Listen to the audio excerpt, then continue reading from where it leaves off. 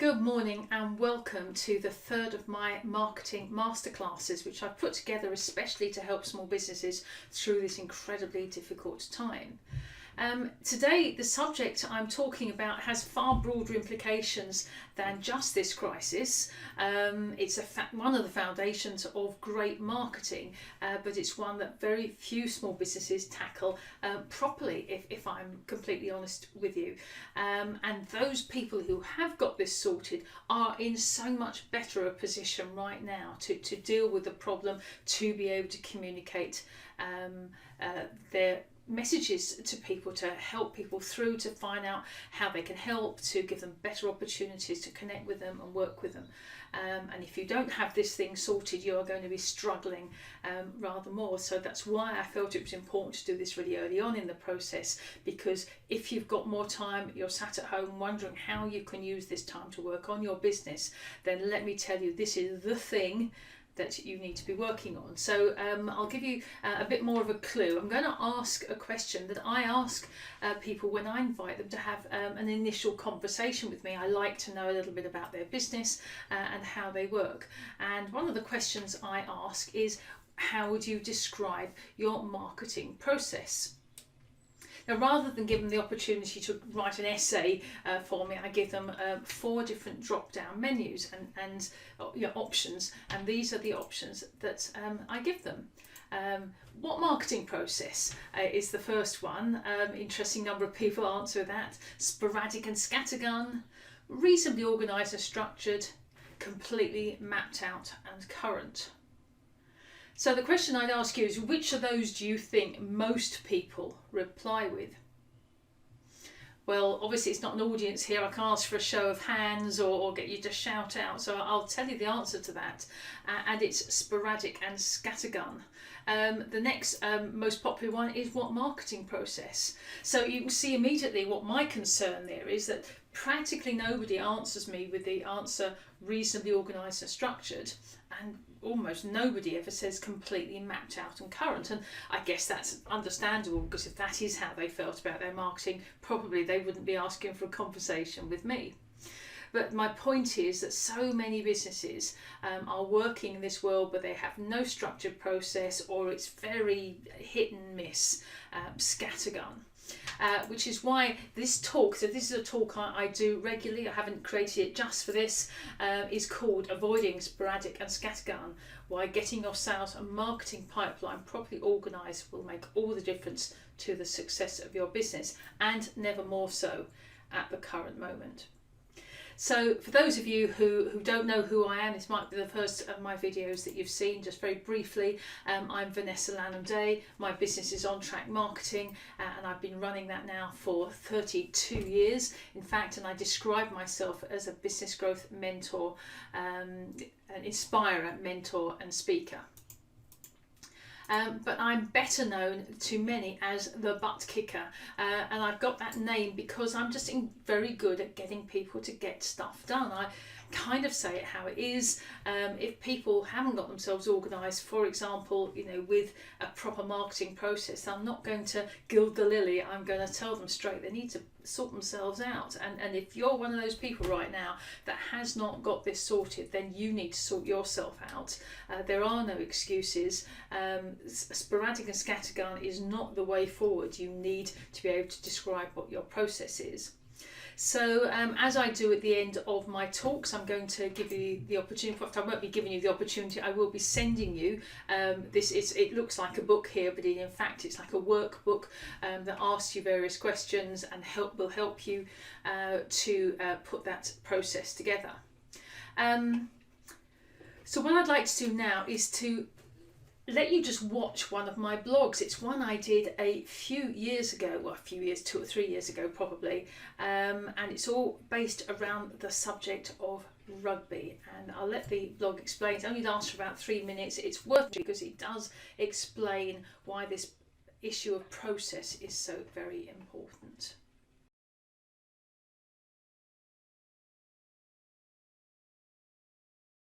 Hi there, Vanessa Lanham-Day here with some more inspiring ideas to help with your marketing and business growth.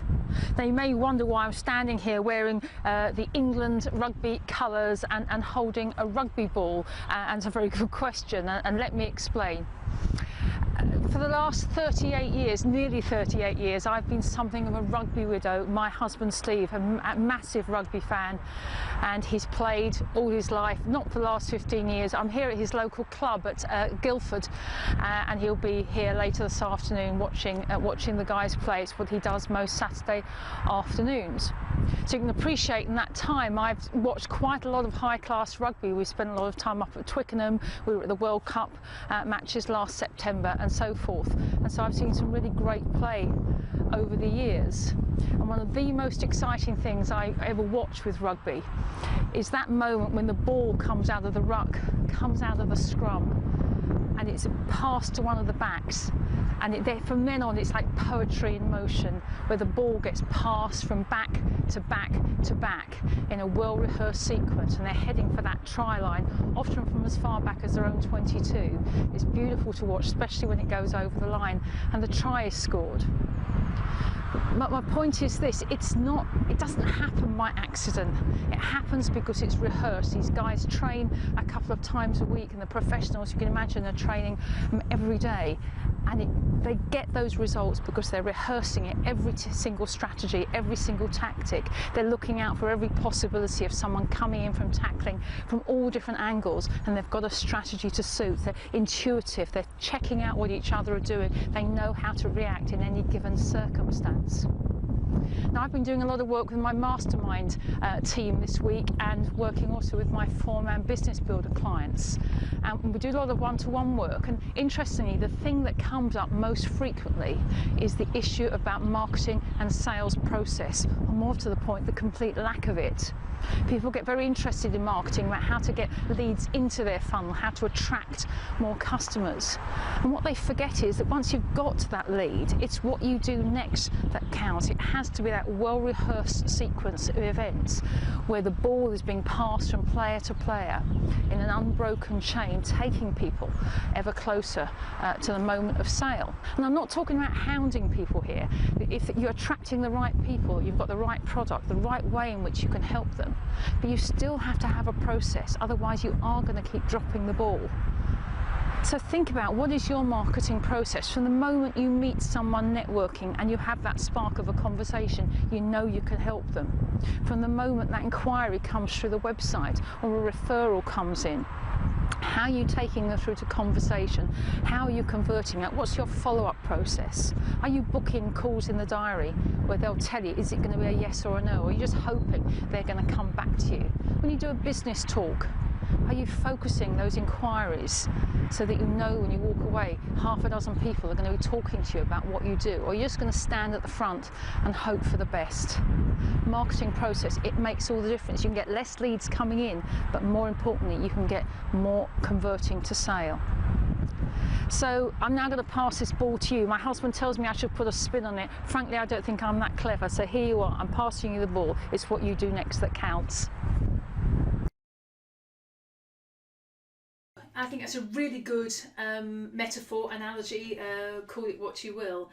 The way in which the idea of the way the ball works through the field, that it goes from player to player to player in this unbroken chain, is a really good analogy as to how a marketing process works. And so that's how I want to help you understand that your process should work.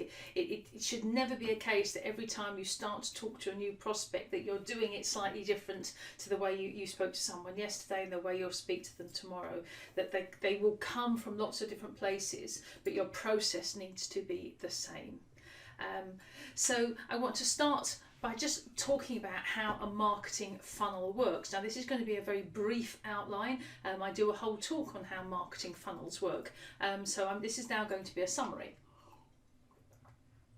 So my apologies if I appear to race through it. I'll try and make it clear. So we're all clear how funnels look.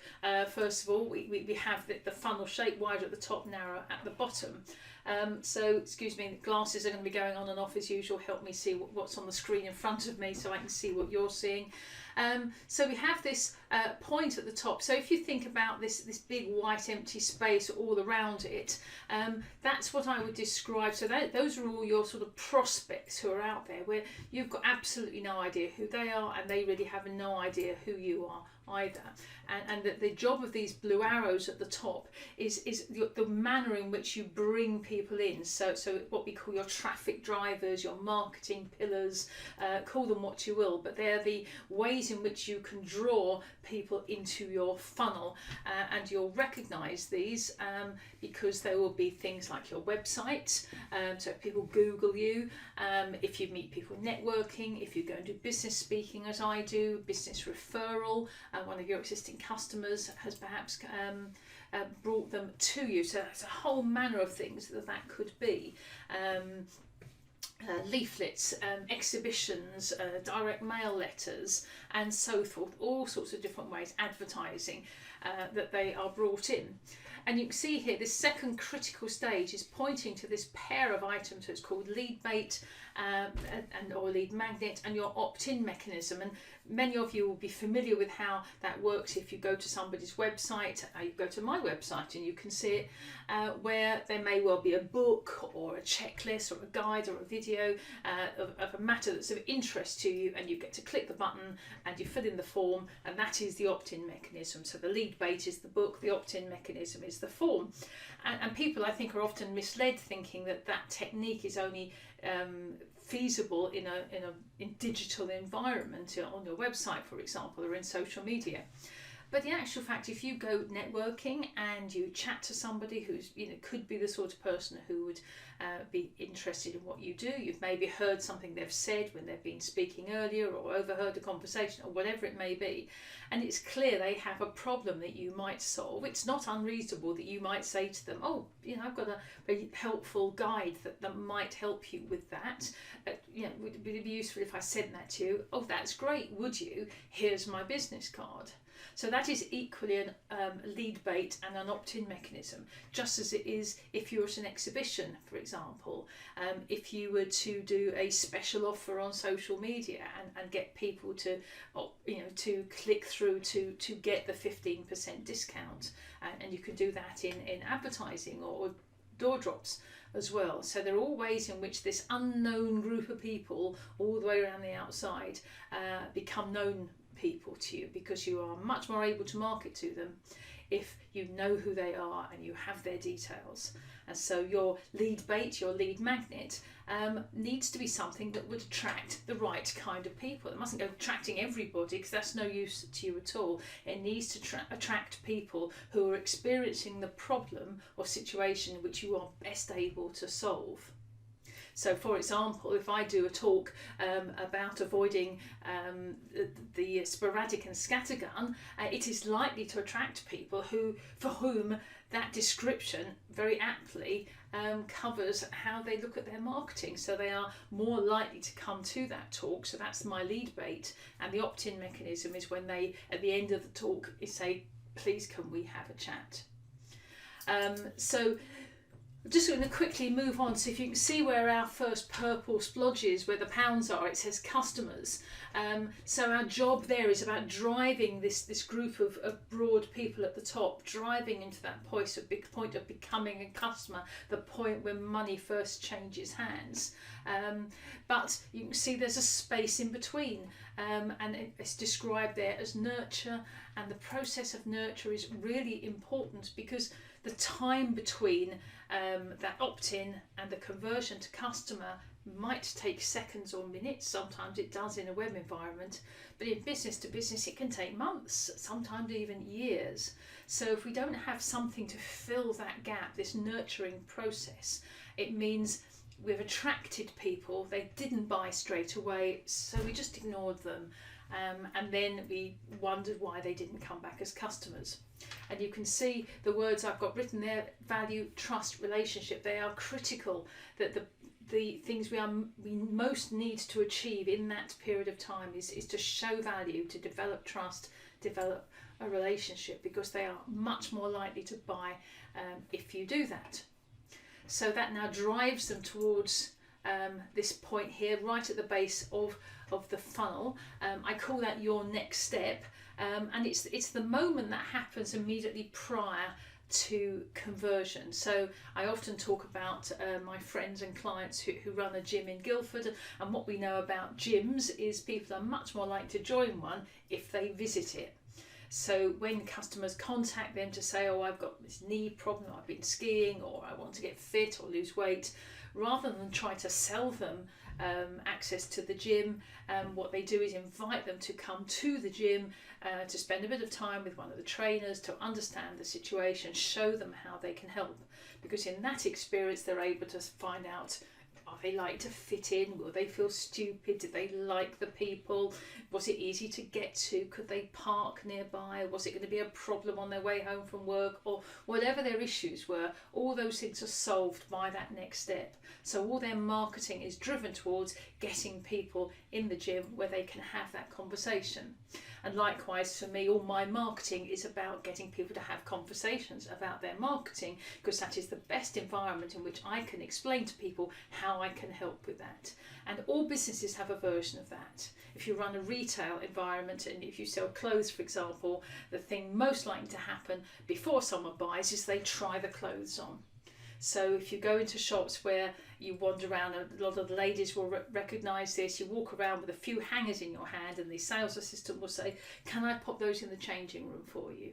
So they're making it really easy for you to, oh yes, that's helpful, so I'm now not bogged down by the fact that I've got armloads of clothes, that they've now committed me to the changing room.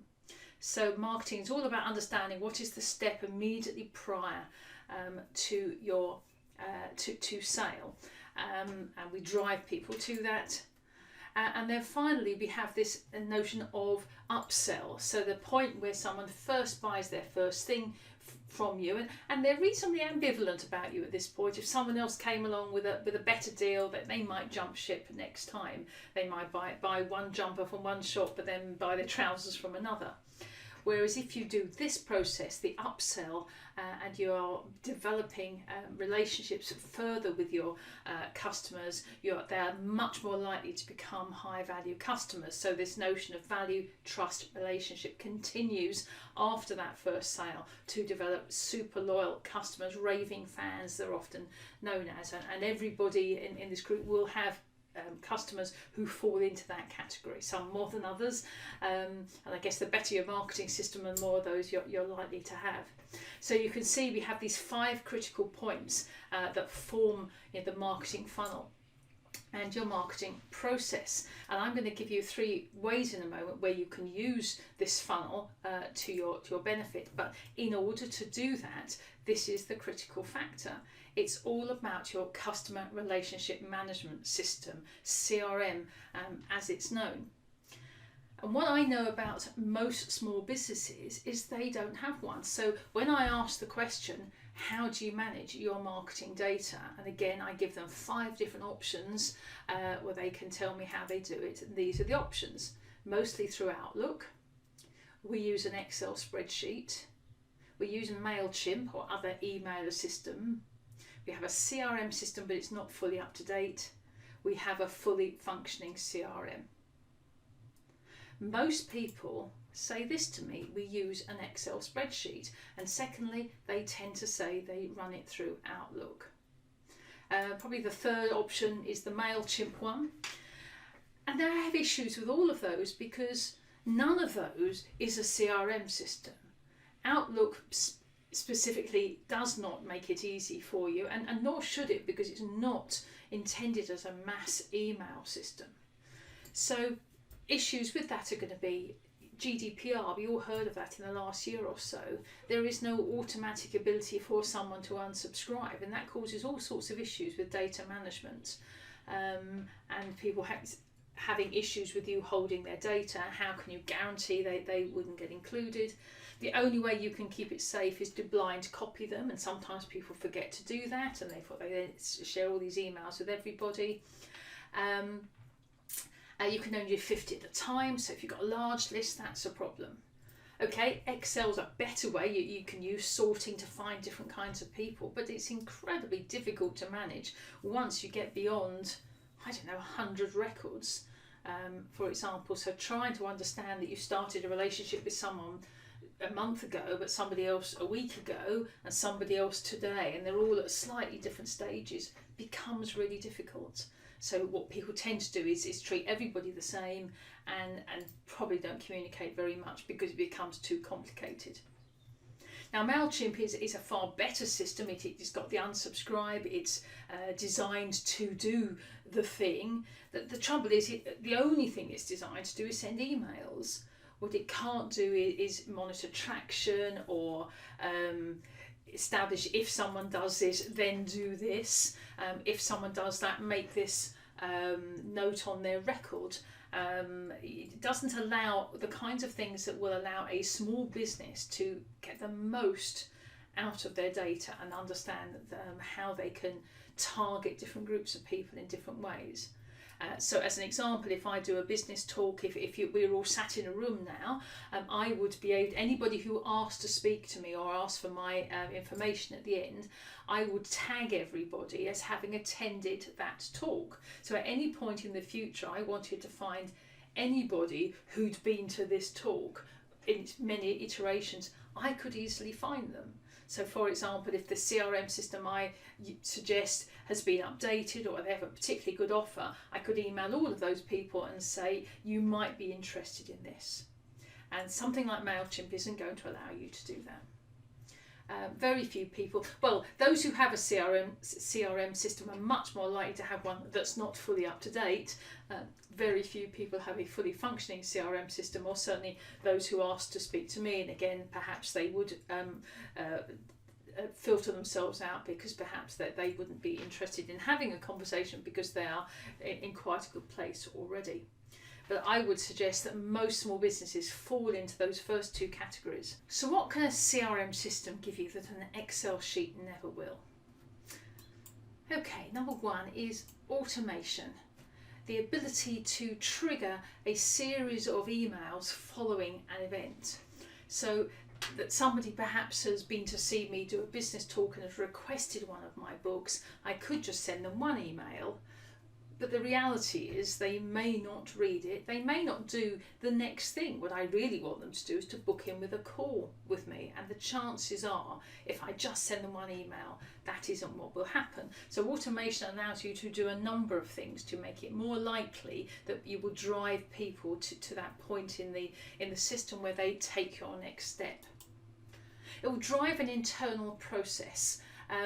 So I talked earlier about the gyms. So when somebody perhaps connects to them via their website and says they're interested, it allows them to trigger a whole series of things like get them booked in for the visit, call them the day before and make sure that they're still able to come and they know where they're coming to, set up a file so that when they arrive the trainer has got details in front of them that they can go through with. So a number of internal processes. It triggers an email to the person saying, really looking forward to seeing you.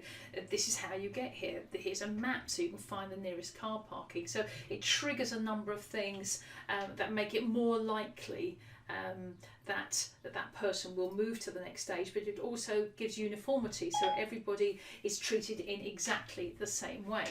What that means is you never drop the ball. You keep moving the prospect through the process. It doesn't allow you to forget to do something because you're busy doing something else. The system takes it on, sends you reminders, tells you what to do next, or does the thing for you. The net result is it just gives you considerable leverage. You're able to do so much more with your data than if you're trying to do it manually all on your own. The system is giving you a level of power that you can possibly have as an individual person running the system, trying to keep all those balls in the air at the same time. It will capture data automatically. Now that can be on the website, so it's working in the background for you. It could be say at the exhibition you have a really great giveaway and you just have your iPads there and you say to people, oh, can you just put in your data for me, and it's captured, it's brought onto your system. The email can be sent whilst you're still chatting to someone else, so it's very automated, which works incredibly powerful, as I say, in the background, which means it's working when you you don't. The idea that you're having to do it all, and as most business owners will tell you, they have a lack of time. That's very powerful. And finally, it's fit for purpose. It does the thing it's designed to do, which is to be a customer relationship management system. And an Excel sheet simply is not that. You cannot grow your business effectively without a CRM system. That is a fact. I don't care how small you are.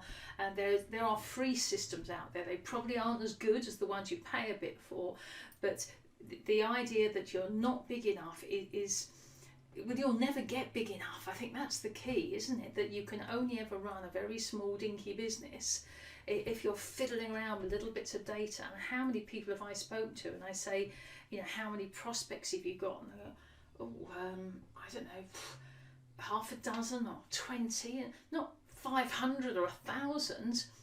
And this idea that people who inquired of you a while ago will never buy from you, that just because they didn't buy doesn't mean they may not buy. And if you stay in contact with them, that you have a much better chance of getting them to buy.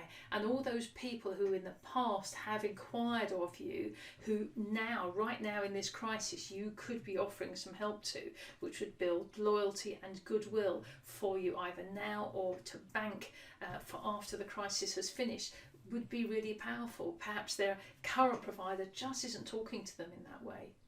So I really do urge you to think seriously about this and to think about how you can draw your data from your Outlook, your Excel, from whatever systems you've currently got. This is a phrase that I use when I describe the power of properly automated marketing, is that not especially creative but frequent marketing will always beat deeply creative and infrequent. It's a fact.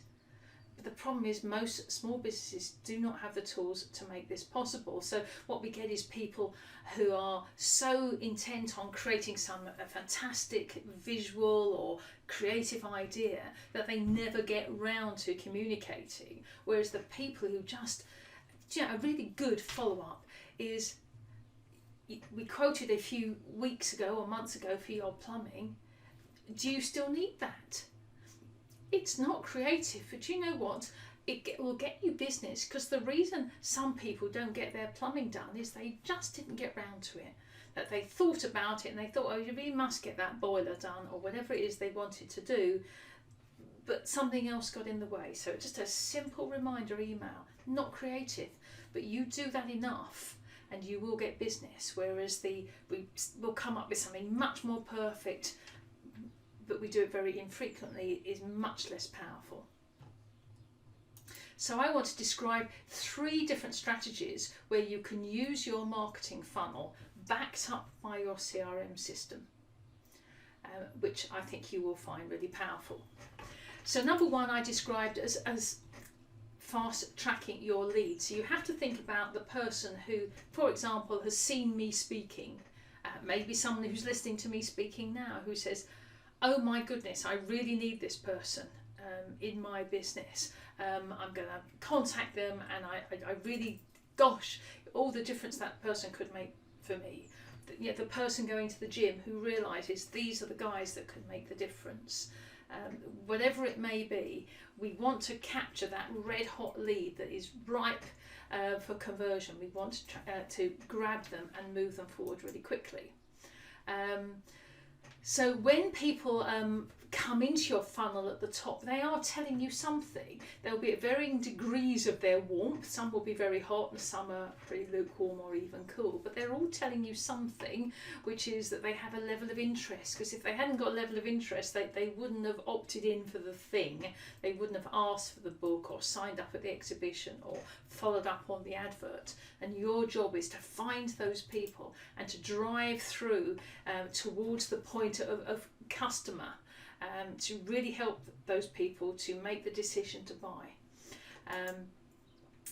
You will be amazed by how few businesses have a watertight process for this. And I tell the story, we've been thinking about having a big conversion. Our conservatory, we're going to knock it down and build a much bigger conservatory, and we've done some research and we've found some fabulous bifold doors that practically open themselves, and they're really smooth mechanism, and that then will never get clogged up and the doors won't ever get stuck in the future. They cost a bit more, but we really liked them. And so we made the decision to go up to somewhere near Marlow to go and have a look at their showroom, which was fantastic. A lot of very smart cars parked outside, so it justifies their premium price. Beautiful showroom. We were shown through. A young lady came downstairs and she spent probably an hour and a half going through all the different options. We changed our design subtly, given what we were learning on the day. She had big plans out over the desk. We discussed all the various options, and we asked her at the end who the suppliers near to us would be, because that they supply to professional installers, and she gave us a couple of names. And at the end of it, we left feeling like we'd got all the information we wanted. But interestingly, she never asked who we were. We have no email address, they didn't know our names, nothing. They couldn't say, let me tell those two suppliers for you, I'll get them to get in touch. Nothing. Now it may be, given the cars in their car park, they've got enough business, I don't know. But I just was utterly astonished by that, absolutely astonished. But they're not unusual. Of the two people that we discovered could help us, we contacted them both. One was really helpful, and interestingly is going to be doing all our double glazing because we've prioritised that ahead of the conservatory. The other never came back to us. I even phoned them to say, I contacted you a few days ago and I haven't had a quote yet. And she said, oh, hold on a minute. Oh yes, I've just spoken to our sales office that hopefully they'll get back to you by the end of next week. That was 18 months ago. They're not unusual. Most businesses operate like that. It's extraordinary. So if you're one of the businesses who don't operate like that, just think what a difference you can make. So let me tell you what my fast track process is. And it's not to try and sell you anything, but just to explain to you how I do it. And your question you need to ask is, how does this apply to you? So my fast track process, and yes, it's going to talk about CRM. So I invite people to book for a butt kicker marketing focus call. That's my next step. That's the thing where I know people will explore the issues around their marketing with me. It's a 6-step process, as in that there are 4 emails, I have a follow-up phone call and so forth. I always request essential information from them before the call. I never go into those calls blind. It gives me lots of information, but it also means that they get to explore their problem before we've even talked. So I will ask them to describe their marketing process. I will ask them to describe how they manage their marketing data, to tell me what their top 3 marketing pillars are. And the truth is, most of them can't answer those. So it's a 3-step process. They get 3 different emails. That's the automation element. I have a properly structured call process. It's all about being authentic and honest, and I never try to sell anything to anybody who doesn't want it or can't afford it. But I do use a structured approach to give me a proper way through the call where I can discover the issues that they have and explain how I can help them. And I always finish the call with a very clear next step. And I invariably invite people to follow up with me. Some people say yes in the moment, others want some time. I understand that. And so we'll set a time for a couple of days where they'll have had a think about it. And finally, I add them to my regular communications list, my blog, what I call the On Track Express. And that means I'm going to be able to stay in touch with them in the future. So that's my fast track process, and if that goes well, I can move someone from being interested to becoming one of my clients in 1 or 2 calls. So my question is, what's your version of that? Do you have anything as organised? Most businesses don't, as I've already described. So understanding that not everybody that I speak to either wants a call, or even if they have a call is ready to buy, then where does that leave all those other people who are in my system but haven't become customers? They're what I describe as swilling around. So my second strategy is all about helping people when the time is right, so when the time is right for them. And in order to do that, I need to be not in their face as in an aggressive way, but I need to stay in contact, don't I? Otherwise, how will they remember me? So if you remember back to our marketing funnel, we're in that nurture process in the middle. They're not ready to buy yet. They've identified as interested in the subject matter, but they're not ready to go to the next stage, and maybe they never will be. So like I say, they're swilling around in there, and my job is to give them the opportunity to fall out at the bottom as and when they are ready.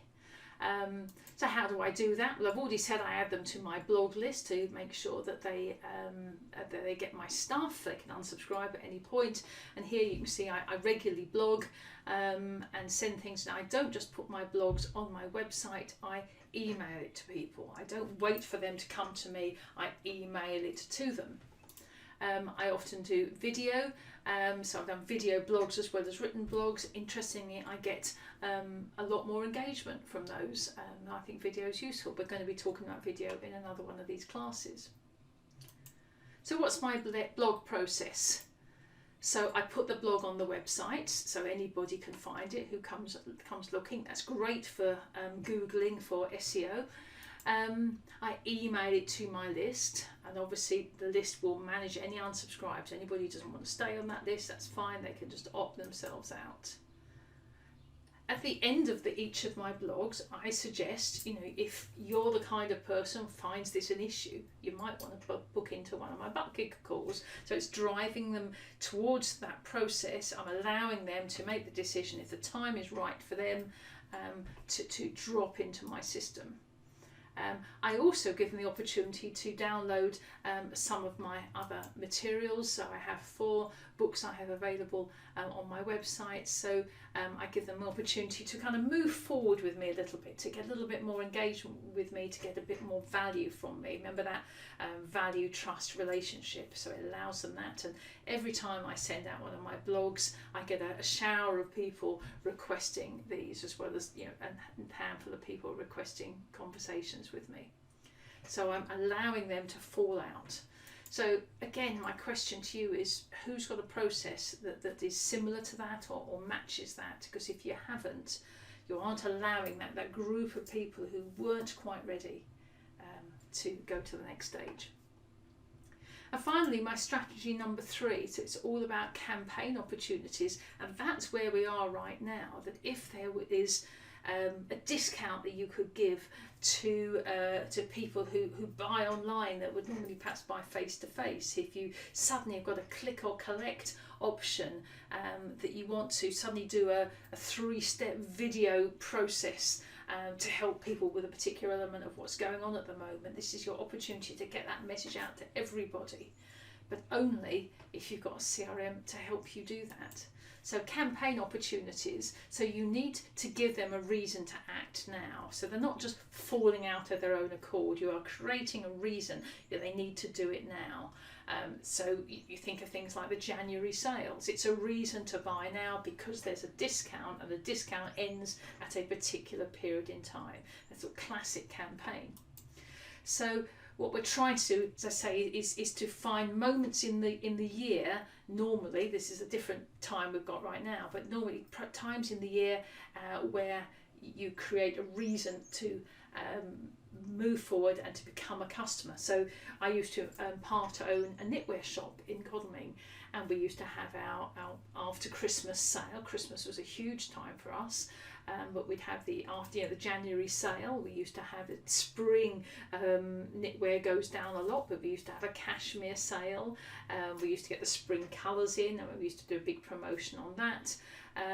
And we'd do a really intensive and sort of during October to kind of kick the Christmas season off. So we had different points in our calendar that we knew were good ways of keeping cash moving through and to get interest. And they would take different times. So Christmas is a great one. If you're an accountant, the budget can be a good reason. If you sell umbrellas or swimming pools or paddling pools, the weather's a really good one. New year, new term, and that works in business as well. When the kids have gone back to school, it's a really good time to kickstart people's activity. Specific days. There's a chiropractic week, or spinal awareness week, I think actually they call it. And there's all sorts of international days and national days what did I say? There was was it Fish and Chip Day? I think it was National Fish and Chip Day, and I used that as a promotion. I got people on social media to come up with all sorts of fish puns, and I awarded the prize winner a one-to-one session with me. They became a customer. So you can be really kind of creative with this. Random events. I mean, if the Olympics happen, when Prince George was born, I know a photographer did a promotion all around sort of new babies when Prince George was born, or something else. And I guess we're in the something else department right now, aren't we? And it's an opportunity for you to move people forward, but only if you've got the system set up to do it. So discounts and scarcity work really well because that becomes the reason to buy. So there's only so many available that there will be a discount until the end of the month, or whatever it may be. It's a reason for people to buy, so think that part through. So campaign process, so select the right recipients. So it could be this is something to your past customers, and again that's where the CRM comes in, because you're easily able to differentiate different kinds of people. So it could be an upsell to existing customers who have bought X and you think that you can sell them Y. So it just gives you lots of flexibility. So people who've got particular interests, like people who've been to my talks. It's a multi-level campaign, perhaps with several emails. There can be letters that go out, there can be telephone calls, texts and what have you, and it's all running in the background because your system's working for you. It allows people to opt out if they're not interested. You get a response, you can see who's engaging with it, and you can track them and maybe take them to the next level. So again, my question to you is, who is doing any of those things? So there we are. I promised you 3 different strategies. They all work really well. It's not too late to get it sorted now and to communicate about this crisis. You just have to act quickly and you have to act positively. And as I say, your CRM system is critical. And I asked this question, who is using a CRM? And most people in the audience to this talk simply are not, because they're doing it mostly through Outlook, through Excel and through MailChimp. So as I said at the beginning, I'm going to send you this workbook as part of this call, and I'm also going to put a link in there to a system called All Clients. So I have a slide for that. All Clients is a system that I use. I used to use a much bigger, more sophisticated system, which a lot of people find really difficult. I got on very well with it, but it's quite unwieldy, as in it's hard to do things quickly, whereas All Clients is really quick. But there are lots of them. I recommend that one. I'm going to send you my link to a little video that's I call it my run around, so I explain how it works. I probably did that 2 years ago. Some of the system has changed since then. They used to have a thing called action sets that's now called workflow. So if you were to have a look on their system, you might find some different naming, but the essentials are all the same.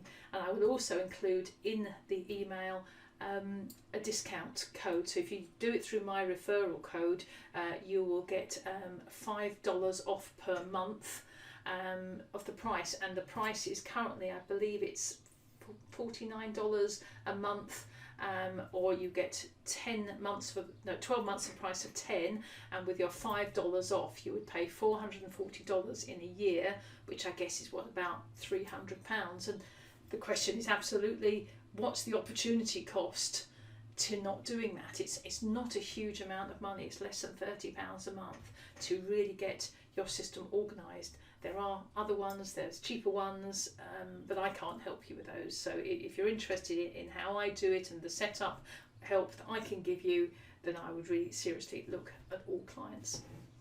So as ever, I'm going to end the call by asking you, what's the most useful thing you've learned today? So ask yourself that question, what's the one thing you're going to implement as a result of this? I hope the answer to that is a CRM system. So good luck with it all, and stay safe, look after yourselves, and I'll see you soon. Bye bye.